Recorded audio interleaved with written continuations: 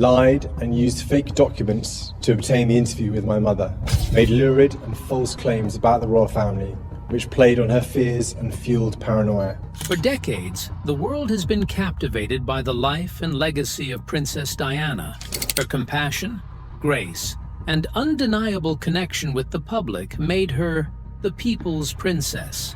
But behind the glamorous image was a mother who adored her children more than anything.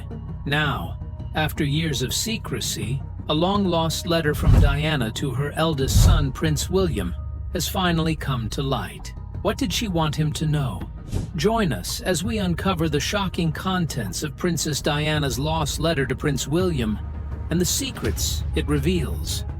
Diana's personal letters. It all began quietly, almost unnoticed, in the catalog of a London auction house in July 2004. There were no flashy headlines, no major announcements, just a simple listing of handwritten letters from the late Princess Diana. But these weren't just any letters. They were deeply personal, offering a rare and unfiltered window into her private world. Among the collection, one letter stood out immediately. It spoke about her eldest son, Prince William, in a way that revealed just how much he meant to her. The auction, organized by SS, featured Diana's personal correspondence with Violet Collison, a woman who had been more than just a housekeeper. She was a trusted confidant of the Spencer family for decades. Violet had witnessed Diana's transformation from a shy young girl into the most famous woman on the planet, and these letters reflected that journey. Unlike official palace documents, which were often carefully curated and polished, these letters were raw and personal. They captured the emotional roller coaster of Diana's life, her struggles with royal expectations, the overwhelming chaos of preparing for a wedding watched by millions, and above all, the highs and lows of motherhood. One particularly charming letter, dated July 8, 1981, just weeks before her wedding to Prince Charles, painted a picture of a young bride-to-be caught in a whirlwind of last-minute preparations. Yet despite the frenzy around her, Diana's words carried a playful, light-hearted tone. Everyone's racing around here fixing up last-minute stuff, but the bride's keeping her cool. This small remark hinted at the warmth and relatability that made her so beloved by the public. But as the years passed, her letters took on a more serious tone. The carefree excitement of a young princess gave way to deeper emotions, frustration, concern, and above all, an unshakable devotion to her two sons. What made these letters so extraordinary wasn't just what Diana wrote, but the emotions behind her words. They revealed a mother who was constantly thinking about her children's happiness, their well-being, and their future. Though the world had seen Diana through photographs, documentaries, and dramatic interviews, these handwritten messages offered something different. They weren't meant for public consumption. They were quiet, personal, and intimate, proof of just how much she longed for her sons to grow up with kindness and compassion, something that was often difficult to hold on to within the walls of the palace. One particularly touching letter, dated June 21, 1989, captured this perfectly.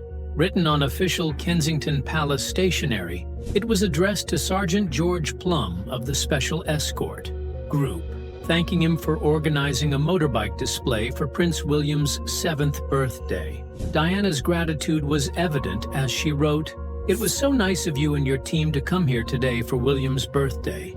I can't even tell you how much joy the show brought to all those kids and their moms." But what made this letter even more special was that it wasn't just signed by Diana. Beside her name were the small, eager scribbles of William and Harry. It was a rare glimpse into a simple, happy family moment, far removed from the constant media scrutiny. For those who followed Diana's life, these letters were more than just sentimental relics. They reignited discussions about her complicated relationship with the royal family and her relentless determination to raise her sons differently. Unlike the generations before her, where royal children were often raised in strict formality with little direct parental involvement, Diana broke the mold. She wanted William and Harry to have a childhood that felt real, filled with experiences that ordinary children had.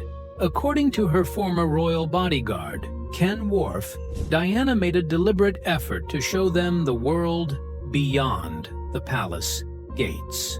She took them to amusement parks, let them eat at fast food restaurants, and even rode public buses with them, not as a publicity stunt, but because she genuinely wanted them to understand life outside of royalty. But was Princess Diana the mother who made sure her sons never lost touch with the real world? Let's take a closer look. Diana's protection for her children. Princess Diana was not just a royal figure. She was a devoted mother who wanted her sons, William and Harry, to grow up with experiences beyond the walls of the palace. She believed that despite their royal status, they should know what life was like for ordinary children.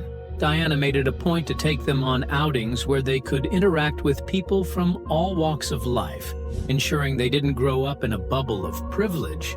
At the same time, she was fiercely protective of them, understanding the relentless pressure of the media. She worked with palace officials to arrange official photo sessions, allowing the public to see key moments in her children's lives, such as their first day of school or family vacations. But in return, she asked for privacy, striving to shield them from the constant scrutiny that came with being a royal. It was a careful balancing act, giving the press just enough access to satisfy public curiosity while preserving her son's right to a normal childhood. Andrew Morton, in his book Diana, Her True Story, revealed how deeply she struggled with the media's intrusion. She had lived under its harsh glare and knew the toll it could take, especially on a child. Her letters about William weren't just casual updates. They were heartfelt glimpses into a mother's love, a record of her devotion to preparing him for the life ahead while also protecting him from its harshest realities. By the time these letters resurfaced at an auction in 2004, William was no longer a boy. He was a young man at university, carrying forward the lessons his mother had instilled in him. The letters, filled with maternal pride and wisdom, provided a deeper insight into his character, showing how Diana's influence shaped him. Came at a time when the world was still mourning her loss, just 7 years after her tragic death. The monarchy was still adjusting to the changes she had set in motion, and William's growing presence in the public eye made many see him as Diana's emotional heir. But these letters were more than just historical artifacts.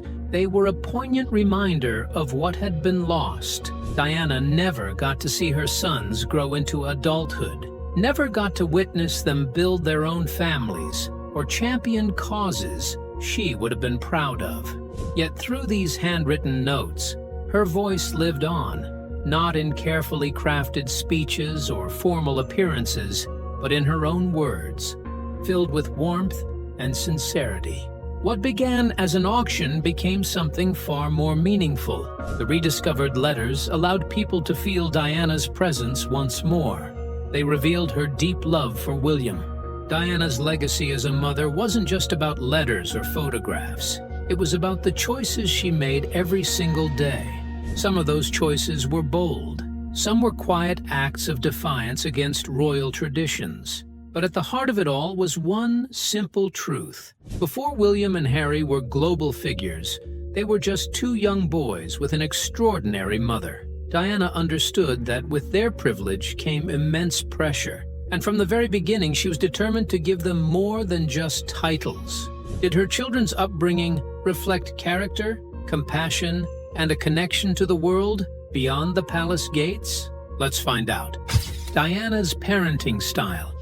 On June 21, 1982, Princess Diana became a mother for the first time when she gave birth to Prince William. At just 20 years old, her transition into motherhood was immediate and deeply transformative. It wasn't just a role she accepted, it was a mission she embraced with her whole heart. Unlike previous royal mothers who often followed strict traditions, Diana chose to do things differently. She didn't want to be a distant figure in her children's lives. She wanted to be present in every way possible. She broke royal norms by breastfeeding William, a decision that had been almost unheard of in the royal family for generations. She even picked his name herself, instead of allowing the palace to decide. More importantly, she pushed back against the idea that royal nannies should do most of the parenting. Diana was determined to be a hands-on mother, not just a figurehead. Her devotion became even more evident when, just a few weeks after William was born, Prince Charles had to travel to Australia. Traditionally, royal children would stay behind in the care of staff, but Diana refused to leave her newborn son. She brought William along, sending a clear message. No royal duty was more important than being there for her child. As William grew, Diana continued to defy expectations. Instead of hiring private tutors to teach him inside the palace, as had been done for past royal children, she enrolled him in a local nursery school near Kensington Palace. Parents and bystanders were often amazed to see a princess personally dropping off and picking up her son, something almost unheard of in royal history. This wasn't just a small act of independence, it was a quiet revolution in royal parenting. But Diana's efforts to give her children a normal life didn't stop there. She made sure William and his younger brother Harry experienced the world beyond palace walls. Their childhood wasn't just about grand banquets and royal engagements. It was filled with everyday moments that any child would cherish. She took them to McDonald's, not because she particularly enjoyed fast food, but because she wanted them to experience what regular kids did. She took them on the London Underground, let them enjoy theme parks, and surrounded them with people who didn't bow or address them in formal tones. These weren't just casual outings, they were carefully planned lessons. Diana wanted her boys to see life from all perspectives, to understand the world outside of their royal bubble. According to her former protection officer, Ken Worf, she meticulously arranged these trips, choosing the quietest times and minimizing security. Sometimes she even wore subtle disguises to move unnoticed among the public. She wasn't just giving them a childhood, she was teaching them empathy, a lesson that would shape them for years to come. Her desire to instill compassion became even clearer when she introduced her sons to her charity work. In one particularly impactful moment, she brought William to visit Centrepoint, a charity dedicated to helping young homeless people in London. Here, he met children and teenagers who had grown up without families, without education, and without a place to call home. For Diana, this wasn't just about exposing William to the struggles of others. It was about making sure he understood the responsibility that came with his privileged position. Through her love, her defiance of outdated traditions, and her unwavering commitment to her children, Diana didn't just change the way royal parenting was done, she redefined it entirely. So how close was Diana to her children? Let's find out. The unbreakable bond between Diana, William, and Harry. By the early 1990s, Diana's marriage to Prince Charles was crumbling, and the world watched as their relationship fell apart. But amid the chaos of royal life, relentless media speculation, personal heartbreak, and palace politics, Diana found her steady ground in one place: her sons, William and Harry. More than ever, she poured her energy into their upbringing, determined to shield them from the turbulence surrounding her. Diana made deliberate parenting choices that would shape her boys for years to come. She carefully selected schools that prioritized both privacy and emotional well-being, choosing Wetherby School and Ludgrove, known for their nurturing environments. But she didn't just send them off and hope for the best. She worked closely with school staff to ensure that, at least within the classroom walls, William and Harry could experience a sense of normalcy. When Charles and Diana officially separated in 1992, the challenge of co-parenting under the relentless public eye began. Yet, Diana remained deeply involved in her sons' daily lives.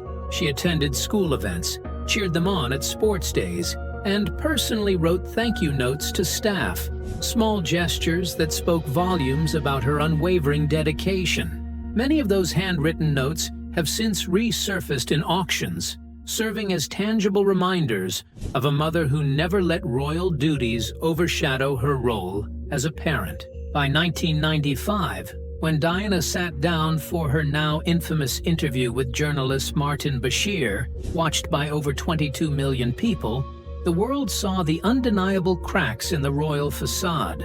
But even in that moment, Diana's priority remained clear: her boys. She spoke openly about wanting to raise them with kindness, love, and resilience, emphasizing emotional intelligence over royal protocol. It was a rare and powerful moment, a princess placing humanity above tradition. Shortly after the interview, Queen Elizabeth II urged Diana to finalize her divorce, a sign that the royal family had reached its breaking point. According to her former butler, Paul Burrell, Diana was devastated. She reportedly felt as though she was being pushed out, her voice unheard. Yet even as the palace walls closed in, she found solace in her sons. William and Harry became her anchor, the unshakable force that kept her grounded through the storm. After her divorce was finalized on August 28, 1996, Diana lost her title of Her Royal Highness, a formality that deeply hurt her, not for political reasons, but for something far more personal. Without the title, royal protocol dictated that one day she would have to curtsy to her own sons. When she confided this to William, his response was both simple and profound. The 14-year-old reportedly reassured her, saying, "Don't worry, Mummy, I'll give it back to you one day when I'm king." Though William has never confirmed the story himself, it speaks to the deep mutual respect and love between them. With her royal duties behind her, Diana refocused her energy on the causes she cared about most: homelessness, HIV awareness, and the fight to ban landmines. No longer representing the monarchy, she now represented her own values. Even as she stepped away from the spotlight, she never stopped writing heartfelt notes to friends, staff, and supporters. And in nearly every letter, one theme remained constant: her boys. She wrote about William's kindness, Harry's boundless energy, and her hopes for their futures. She worried about the pressure they would face, hoping they would grow up with integrity and independence. Diana had come to accept that she couldn't control the future, but she could shape it. Through her love, her choices, and her words, she left her sons with something the institution could never fully provide: empathy, courage, and the strength to be their own men. Her parenting wasn't about royal duty or tradition. It was about showing up, listening, and loving in a way that was real and unwavering. She tucked them in at night, wrote them letters, and spoke the truth, even when it was difficult. Diana and Charles' separation. In 1992, the official separation between Princess Diana and Prince Charles was announced, marking a turning point in Diana's life. From that moment on, the atmosphere inside Kensington Palace changed dramatically. While she no longer shared a home with Charles, her responsibilities as a mother to William and Harry remained her top priority. If anything, she became even more devoted to providing them with emotional support. At the time, William was just 10 years old, and Harry was only 8, making their need for stability even greater. Diana took charge of their daily lives, staying deeply involved in their schooling, routines, and weekend plans. As the public watched the royal marriage unravel, Diana began to open up about her personal struggles. One of the most shocking moments came on June 29, 1994, when Charles admitted on national television that he had been unfaithful. Less than a year later, on November 20, 1995, Diana responded in her own way, through an explosive BBC Panorama interview. In the 38-minute broadcast, she spoke openly about the challenges of royal life, her struggles with mental health, and her deep loneliness. But what struck a chord with the public most was her heartfelt discussion about her children. She expressed her wish for William and Harry to grow up not just with formal royal training, but with emotional intelligence. She wanted them to truly understand the emotions and lives of ordinary people. Her words resonated deeply, reaching over 22 million viewers in the UK alone. Diana's candid revelations had far-reaching consequences. Within the royal family, the response was swift and decisive. Queen Elizabeth II, after consulting with key advisors, including the Archbishop of Canterbury and the Prime Minister, sent letters to both Diana and Charles, urging them to proceed with a formal divorce. According to royal insiders, including biographers Tina Brown and Sally Bedell Smith, Diana was devastated by this decision. Her former butler, Paul Burrell, later revealed that she had hoped for more time and space, not a complete separation from royal life. But the process moved forward, and after months of negotiations over finances, property, and custody arrangements, the divorce was finalized on August 28, 1996. With the divorce came significant changes to Diana's status. She retained the title of Princess of Wales, but lost the formal styling of Her Royal Highness. This meant that technically, she would now have to curtsy to her former husband, her sons, and other senior royals. While this might have seemed like a mere formality, it was deeply symbolic for Diana. She felt it was a final rejection, a door closed permanently. Paul Burrell recounted a particularly emotional moment during which Diana confided in her eldest son, William. The 14-year-old prince, seeing his mother's distress, reportedly comforted her by saying, "Don't worry, Mummy, I'll give it back to you one day, when I'm king." Although this exchange has never been officially confirmed by the palace, it remains one of the most poignant examples of the close bond between Diana and William. Following her departure from royal duties, Diana embraced a new chapter of life, one defined more by her personal values than by royal protocol. She stepped away from over 100 patronages, choosing instead to focus on a handful of causes that truly mattered to her. These included Centrepoint, Great Ormond Street Hospital, the Royal Marsden Hospital, the National AIDS Trust, and the Leprosy Mission. Even though she was no longer a working royal, her dedication to humanitarian efforts only grew stronger. Despite being out of the royal fold, Diana's top priority remained her two sons. She structured her life around their school schedules, attended parent-teacher meetings, and remained actively involved in their upbringing. Reports from school staff and close friends described her as an engaged and loving mother who was always reachable. Yet this period of her life was also marked by a growing sense of isolation.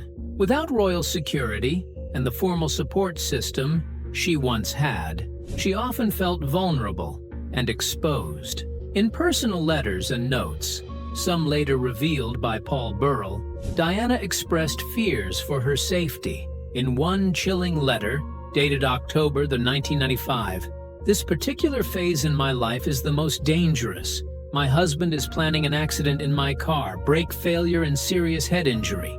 Though the authenticity of the letter has been verified, its contents remain highly controversial. Whether or not her fears were justified, they painted a picture of a woman who felt constantly watched and deeply unsettled. Yet, despite these pressures, Diana never wavered in her commitment to making a difference. In January 1997, she traveled to Angola with the International Red Cross to campaign against landmines. Images of her walking through a recently cleared minefield, clad in protective gear, became some of the most powerful and enduring photographs of her later life. It was a testament to her bravery and her belief in using her platform to bring attention to global issues. Throughout her final months, Diana remained focused on preparing William and Harry for the future. She wanted them to understand leadership not as a position of power, but as an opportunity to serve others. Close friends and advisors have recounted how she instilled in William a sense of duty rooted in compassion. When discussing her humanitarian work, she often told him, "Use your position to help those who have no voice."